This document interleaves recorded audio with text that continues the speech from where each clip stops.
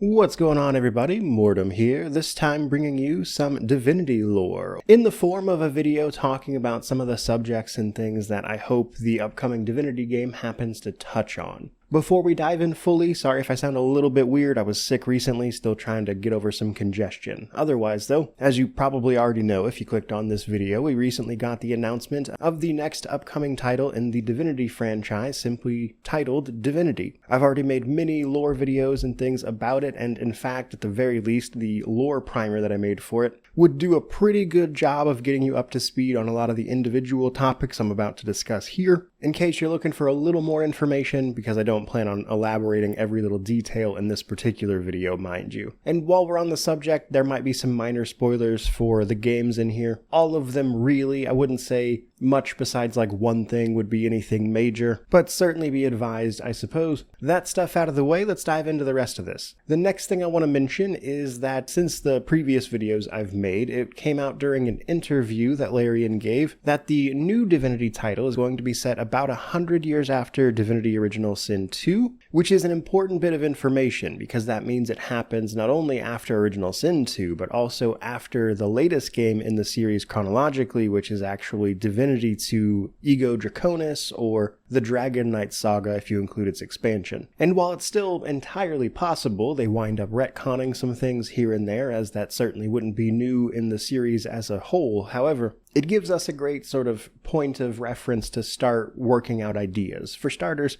just given what we know of the timeline as well as what the trailer for the new game actually showed us, it is incredibly likely that the main story of that game is going to be tackling things like Chaos the Demon God, Damien and his association with that demon god, alongside demons as a whole, and we see that through stuff like the Hellstone shown off in the trailer, etc., etc. Now for me, that's awesome. You can find videos of me talking about this stuff like years back, in fact, and about how I was hoping that would be the route they went with, so they could finally, give us some more information on how some of that stuff resolves itself. However, while that is obviously great for me, there are a whole host of other different stuff that I would also like to hear about or get more information on or see elaborated upon, that kind of thing. And that stuff is the point of this video here today. Because while, Chaos and Damien and the demons are, I would say, the biggest unresolved plot thing, they're far from the only mystery in the universe that is Rivellon. So, probably the most straightforward example of this would be the God King. So the God King comes up a lot in Original Sin 2, in fact it's the only game he's mentioned in, however, he's very clearly a very serious force.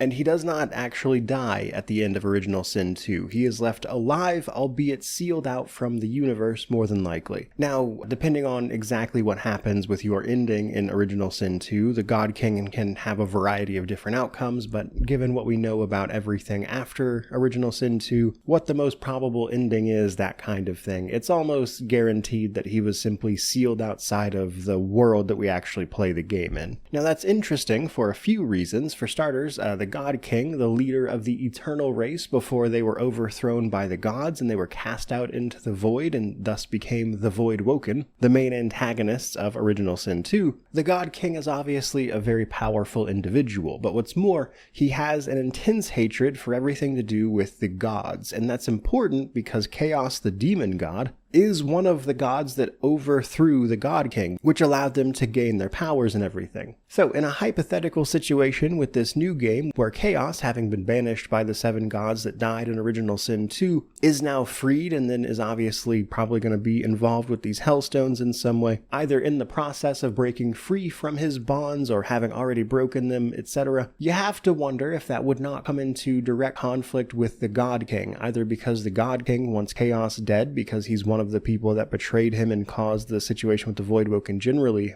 but also the fact that Chaos as a god, being in charge of the demons and everything, doesn't really seem like the kind of person who would just allow a rival to exist. Seems like pretty ripe ground for confrontation, actually. And so to that end, of everything I'm about to mention, I find it unlikely at best that they just wouldn't touch on what the God King is doing or what their status is, that kind of thing. But simply put, I want to know more about the God King, and I would have to imagine we'll likely get some answers there in any potential sequel. But while we're on the subject of the different planes of existence, things like the void, the plane that chaos was vanished to, which is formally known as Tartarus, but you'll see referred to as Hell. Another subject I would like them to broach here is actually the overall cosmology of the place, and this is for a few different reasons. To keep it very simple, there are several planes of existence throughout the games that get mentioned. The main one is Rivellon, the place we actually play the games in. This is like the world. But there are more than that, of course. So, as I've already mentioned, Chaos got banished to a plane called Tartarus, which is essentially Hell. In the second game, Beyond Divinity, we learn that demons actually escaped Tartarus and invaded another plane called Nemesis, where a different race that isn't mentioned anywhere else, the Renari, come up. And then there's also the plane known as the Hall of Echoes, which seems to be like loosely the afterlife or the beyond, that kind of thing. And so essentially there's just more than one plane of existence as you could quantify it. And that's certainly something they could expand on and take farther, obviously. For starters, they could solidify what this actually is on, again, a sort of cosmological scale in terms of where these planes exist in relation to each other. But I think there's also a lot of other stuff that they could rope into that, which is kind of included in this. So if you've watched my lore videos, you know that the 7 gods and Chaos, 8 total, are not the only gods around. We see mentions of several other gods as well. One in Original Sin 1 actually makes an appearance, which is Astarte. There is a mentioned dragon god known as Ouroboros. The Renari that I just mentioned had their own god Ran. Ouroboros, the dragon god, seems to be a little more tightly related to creation itself, which is noteworthy. The same can be said for Astarte, which is apparently the goddess of source. And so, simply put, while they obviously probably won't give us all the answers by any means, I do think they could do a good job here of just like expanding the overall concept of what the universe entails here. And I think probably one of the easiest ways they could do that is perhaps also give us mention of the Renari themselves. And it'd be nice to know what happened to the Renari, or if they're even still kicking, as they were pretty much on their last legs after the demons invaded their home realm of Nemesis, and they were left pretty much unable to fight back. But I think this could be interesting for a few different reasons, because the Renari, while just kind of an interesting, slightly more alien race in comparison to everything else going on in Rivellon, the Renari are known for like one big thing mainly, and it comes up a lot with their position in the story, and it was mainly their ability to traverse the different realms. They were very good at it. They called it like rift running, I believe, and they could navigate the different planes of existence, so they could potentially tie in the Renari with the stuff I just mentioned about expanding the overall foundation of the universe at play here, and I think that would be an especially interesting thing for them to do.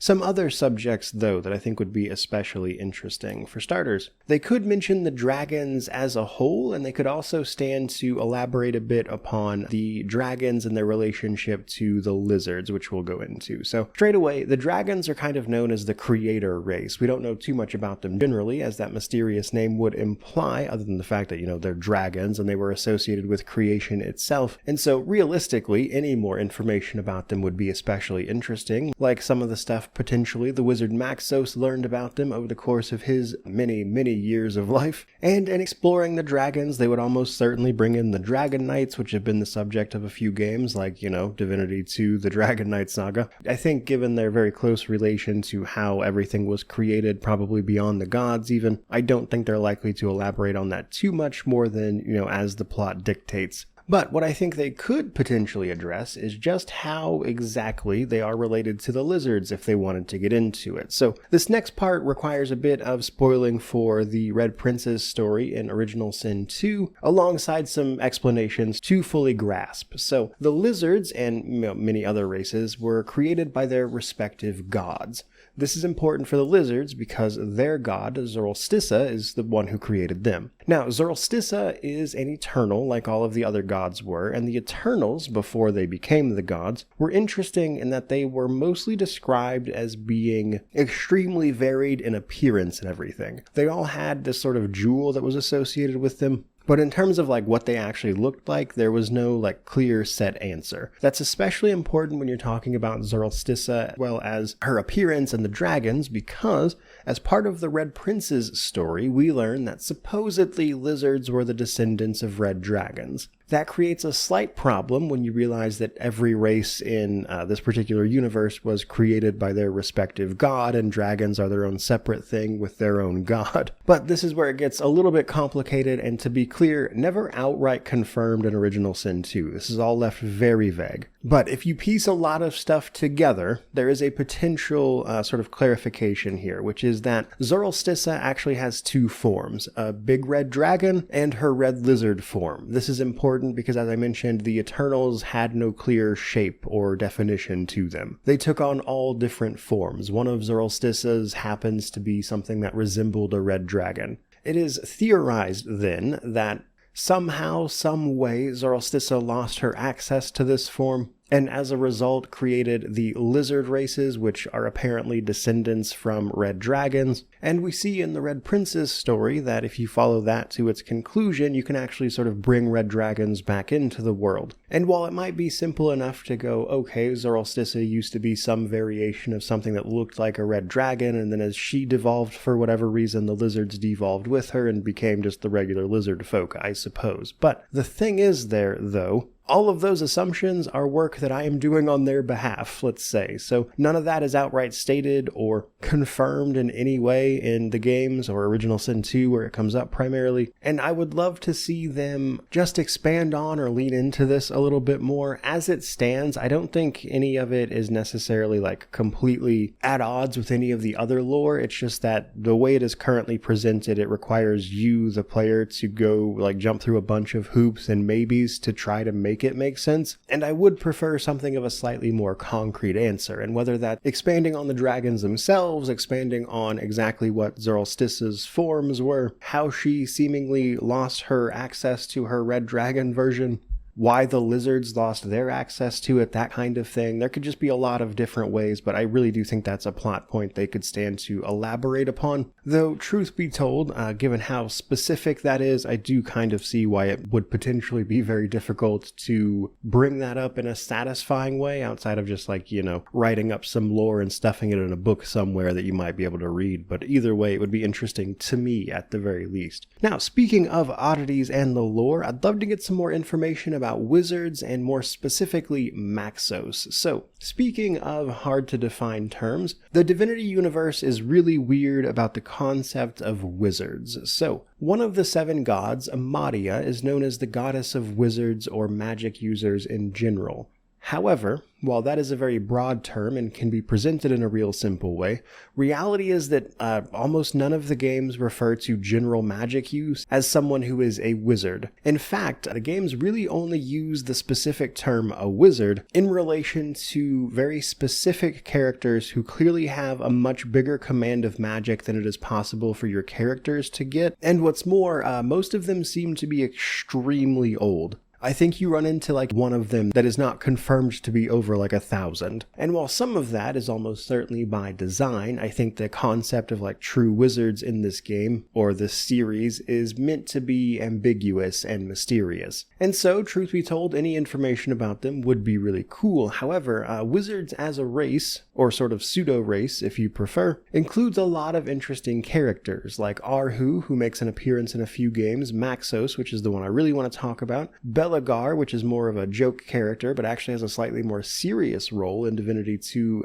the Dragon Knight Saga. He's kind of a silly mage who rhymes all of his words and stuff. He had some run-ins with Maxos previously after annoying the guy. There's also other wizards that worked for the opposite team, the League of the Damned, so to speak. This includes people like Ulthring, I believe his name is, or Berlin, both of which were also extremely old. And while I would be happy to get information about any of these guys, the one I want to focus in on is Maxos. So Maxos is incredibly old, like 10,000 years old, in terms of like the current timeline point. In fact, he is so old that he's already incredibly old and wizened by the time we see him in the earliest game, which is Divinity Dragon Commander, in which he actually plays a pretty central role, and is the only game we see him in personally. Now, wizards in general in this universe seem to be up to their own devices for the most part. They don't seem to play as much of a immediate role following the events of the Wizarding Wars, which are vague events that obviously involve wars between the wizards, but are only ever mentioned in the games rather than seen.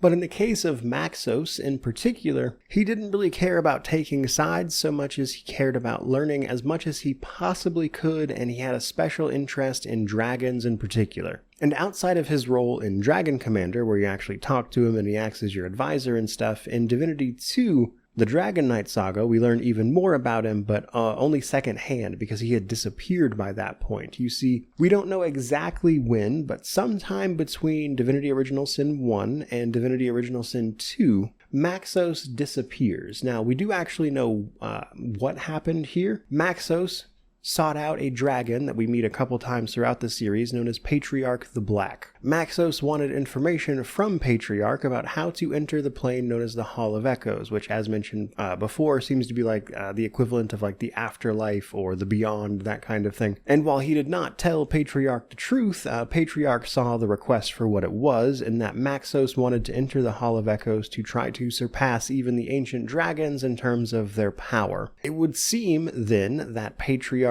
granted this request for whatever reason, because we have some information about Maxos heading to the desert of Youthful Gore, which, by the way, as it stands, Rivellon does not have like a dedicated map or like set layout, if you will. My understanding is the new game is actually going to provide us with one, but as it stands, they've always played it really fast and loose, and so we have locations rather than like individual layouts in relation to each other. But Youthful Gore is this big desert area in either event, and it appears that Maxos went here, found a portal to the Hall of Echoes that he opened with the knowledge from Patriarch, only to then disappear and never be heard from again. In Divinity 2, the Dragon Knight saga, we learn a few more things. Maxos was so obsessed with dragons that at some point they granted him the ability to crown Dragon Knights, which is extremely rare. Dragon Knights are the sworn sort of servants of true dragons, and so dragons granting Maxos the ability to just declare other people Dragon Knights is not a small thing. And even after being gone for quite some time, his presence is still very clearly felt, because even in that game, people talk about Maxos with a bit of like reverence. By all accounts, he seems to have been the strongest of the wizards. So not only could this new game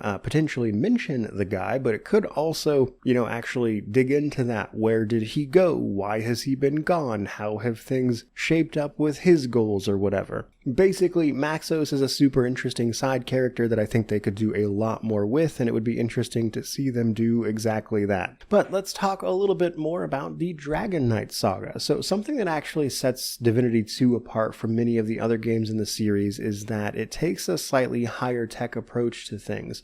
Dragon Commander also does this, and that's actually kind of important in this one regard, because Dragon Commander is so far ahead of the rest of the games, timeline-wise. It takes place about 10,000 years before the latest stuff, and you get access to a bunch of crazy technology in Dragon Commander, and this is all the result of Corvus, a demon, granting it to you. And then at the end of Dragon Commander, you and Maxos actually go around and destroy all of that technology, so it's lost, and people can't use those horrendous weapons of war for, war. Now, that's especially important when you fast forward 10,000 years to Divinity 2, the Dragon Knight saga. So before we touch on that, it's important to mention that that game just had a higher level of technology generally. We're talking like airships and stuff. But what's really fun is later in the game, it turns out that Damien had uncovered some of that ancient tech from Dragon Commander, actually, and started using it to make weapons of war and siege engines, stuff like that. But it's important to mention that Dragon Commander did not actually exist at the time of Divinity 2. That's more of a retroactive change. They basically just mentioned that he had uncovered ancient technology. But my point being, with this new game being set after Divinity 2, the Dragon Knight saga, means that while they absolutely could keep it like a purely medieval level of technology and try to keep it a little more straightforward fantasy, I really don't see any reason they couldn't sort of advance the tech a little bit, bring in things like airships, etc. And while I am obviously not expecting like cyberpunk levels of advancement here, thanks to the time that has passed and the in-universe relevant stuff that has happened in terms of technology, I think they could use that as an opportunity to, of course, build out the universe, show some actual advancement in technology, show how, things have changed and evolved over the last 100 years since Original Sin 2 and roughly 40 or so past Divinity 2. And so, as an example, a few quests around that evolving technology, I think given that technology's use both in Dragon Commander and Divinity 2 even, you could even show people's apprehension about people trying to utilize that technology, stuff like that. I think that would be just a great sort of jumping off point for a lot of interesting stories that, again, could potentially show the world advancing beyond just medieval times forever, which could potentially be fun. Provided, of course, it's handled particularly well, but I think that's something Larian could probably do well. So, all of that said, that's pretty much some of the stuff I had in mind in terms of lore topics and things that I hope this new game expands upon. However, I'm far from the only person who has similar questions, I'm sure, so if there's a particular lore subject you hope this new game covers or expands upon, that kind of thing, I would love to hear about it down in the comment section below, which naturally means to like, comment, subscribe, all that YouTube jazz. But regardless of any of that, truly, just thank you so much for watching. I really do appreciate it. May you wander in wisdom and have an amazing day.